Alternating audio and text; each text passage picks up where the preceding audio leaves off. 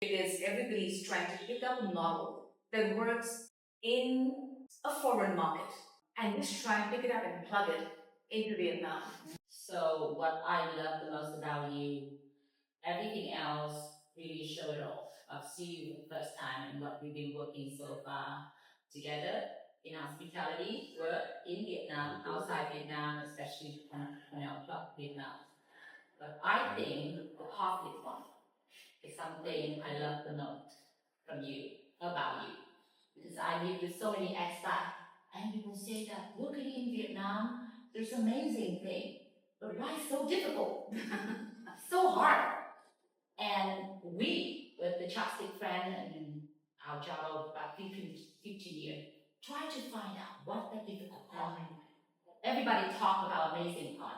We want to focus on the difficult part. So if I would like to give you one special keyword about it, do you, number one, you think that difficult part or not? And if you do, what is the keyword for that? I would say the one, and I totally understand what you're talking about as well, and a lot of people, especially expat professionals in Vietnam, probably might face that challenge.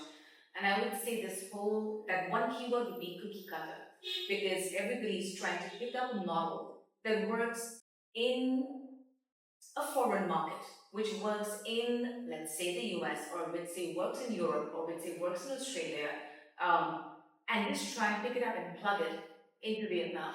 And that cookie cutter approach, I would say, is probably the biggest deterrent and obstacle to really help educate, upscale, and train the talent that we have here. Because the Vietnamese boys and girls, men and women, the talent, are already very, very smart. They're sharp, they're full of gold, they're full of energy and enthusiasm. Of course they want to learn.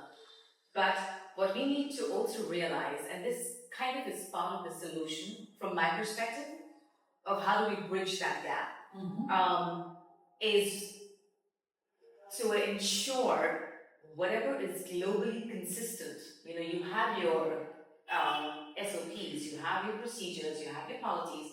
Whatever is globally consistent is also locally relevant.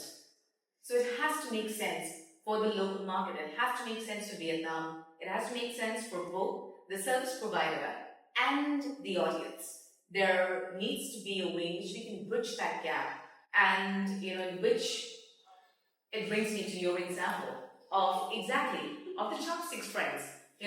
While of course globally we say the West, when we eat a cake, we eat, of course, with a knife and fork. But when in Vietnam, it's a different kind of cake. It's a Vietnamese cake. There is no way that we can really enjoy it to its fullest with a knife and fork. And for that, you've got to do a little bit of tweaking, make it locally relevant, and enjoy it with a pair of chopsticks. It's literally like that. How do we bridge that gap? And how do we ensure strategy and execution can come together collectively to help achieve the goal, in this case, enjoying that cake?